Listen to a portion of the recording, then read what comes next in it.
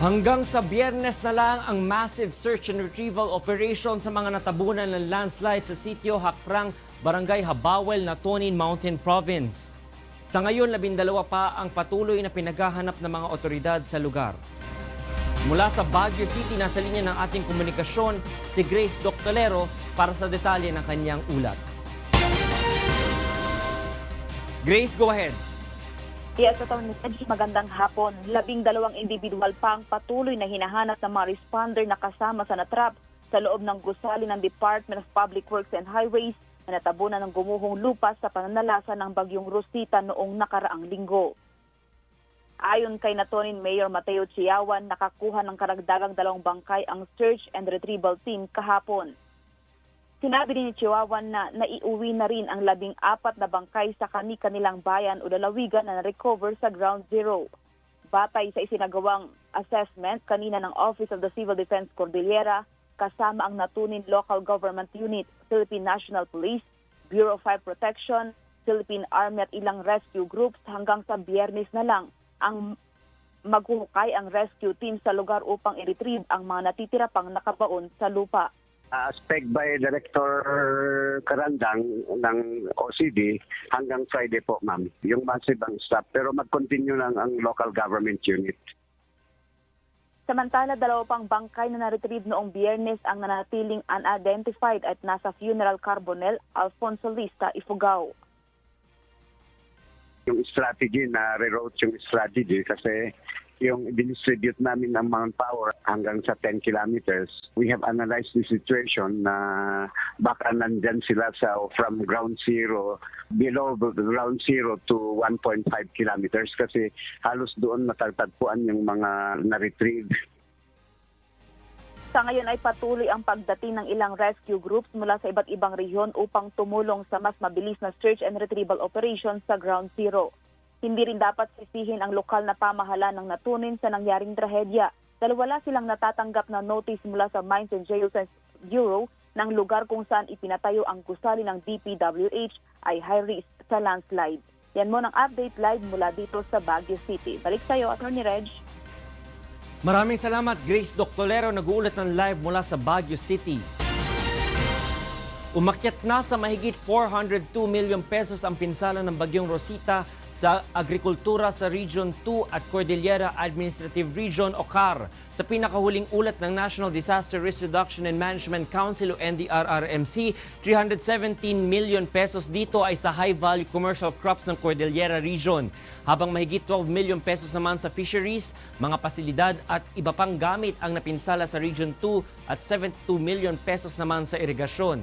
3 munisipalidad na rin ang isinailalim sa state of calamity. Ito ay ang mga bayan ng Mayayaw at Lamut sa Ifugao at Barlig sa Mountain Province. May 3 bagong testigo ang kampo ni Gemma Lubigan, asawa ng napatay na Vice Mayor ng 13 Martires City na si Alexander Lubigan. Sa pagpapatuloy ng preliminary investigation ng Department of Justice sa kasong murder at frustrated murder laban kay Mayor Milandres de Sagun at iba pang respondents, iginiit ng abogado ni Lubigan na ang kanilang mga bagong testigo ang magdidiin kay Maragondon Cavite Councilor Umbe Arca sa umano'y pagtatakip nito upang hindi malaman kung sino ang nasa likod ng krimen. Sinong may hawak noong sasakyan na makikita sa mga CCTV ay ginamit ng mga gunmen para makatakas. Iginiit naman ng may bahay ng yumaong Vice Mayor na wala siyang kinalaman sa pagpatay sa kanyang asawa at hindi niya rin ginagamit ang insidente para maisulong ang kanyang kandidatura. Yung sinasabi nilang isa pa yung paratang rin na sa akin na ako yung suspect or nagpapatay sa kanya. Nakakatawa lang po yung sinabi nila.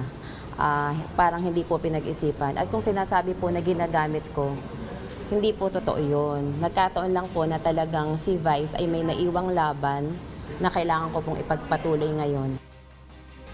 Pinagsusumite naman ng DOJ Panel of Prosecutors si Desagun ng panibagong sagot sa November 2. And for the news abroad, accused Mexican drug lord Joaquin El Chapo Guzman's trial is scheduled to begin Monday with jury selection in Brooklyn Federal Court.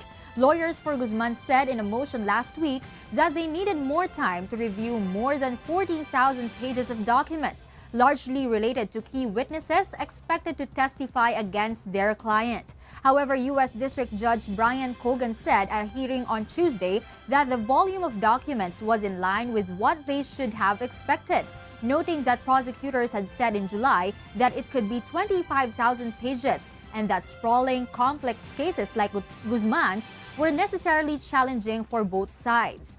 Cogan ruled that opening statements in the trial would begin no earlier than November 13. A convoy of the United Nations has already reached the Rukban refugee camp in Syria and have started distributing aid. Meanwhile, a group of migrants joining a caravan bound for the United States continued with their journey on foot in Mexico. Details in this report. A second migrant caravan traveling through Mexico is making its way further into the country en route to the United States to escape violence and poverty back home. This group of migrants has been traveling on foot through the southern state of Chiapas, stopping over at the town of Arriaga on Sunday, where a temporary shelter has been set up by local authorities to provide medical support and food. Mexico has reported at least 3 caravans traveling across the country. Estimates for those traveling in the groups ranged from 2,800 up to 4,000. Aid supplies were distributed to people in the Rukban refugee camp in Syria, where thousands of people are stranded in the desert. The United Nations said it was delivering food, sanitation and hygiene supplies, nutrition and health assistance to 50,000 people in Rukban, an area under rebel control, in an operation expected to take 3 to 4 days.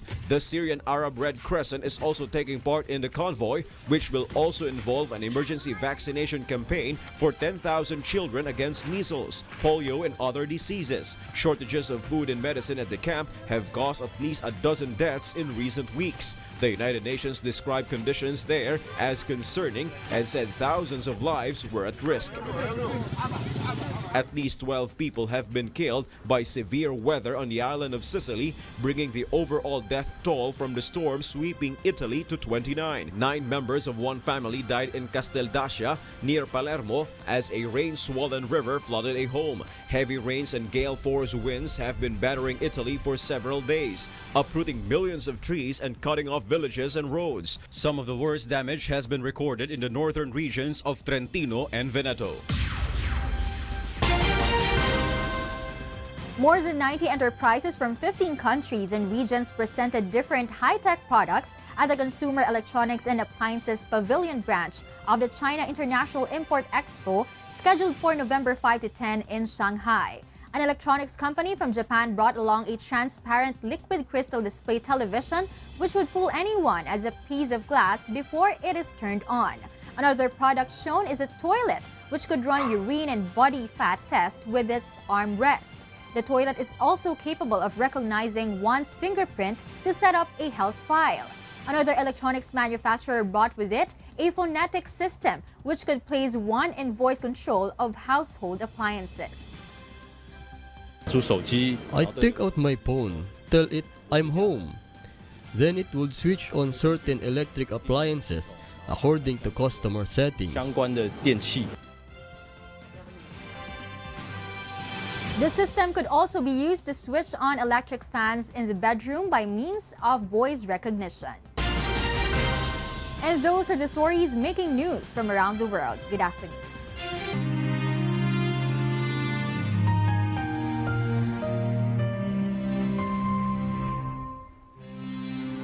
$3,269 na araw o mahigit 8 taon na po ang nakalipas mula nang maganap ang malagim na Maguindanao Massacre. Ngunit hanggang ngayon ay naghahanap pa rin tayo ng katarungan sa mga biktima ng malagim na krimen. At sa tila madilim na inaharap ng kaso, hindi po bibitiw ang UNTV sa labang ito hanggang makamit ang katarungan hindi lamang para sa aming 4 na kasamahan, kundi sa lahat ng mga biktima ng karumaldumal na pamamaslang. At yan ang ating entertainment news ngayong gabi. Ako po si Leslie Lomboen. Balik sa inyo, Attorney Reg, Angela at Monica. Maraming salamat, Leslie. Nakapagpahinga kayo? Over the weekend, medyo. Ay, mahaba ng weekend nyo. Iniwan nyo kami dito eh. Nandito naman ako nung Friday. Pero nauna ka nung nauna ako. Thursday. At Wednesday. At Wednesday. Oo. Si Kuya rin ang haba ng weekend. Kasi ate, Arlene. Oo. Okay, back to work tayong lahat. At yan po ang naging kabuuan ng ating balitaan ngayong gabi. Aming inilahad ng buong katapatan kung paano namin nasaksihan. Kayo po'y makapagtitiwala ng aming nakita at narinig ang aming ibinabalita. Magandang gabi!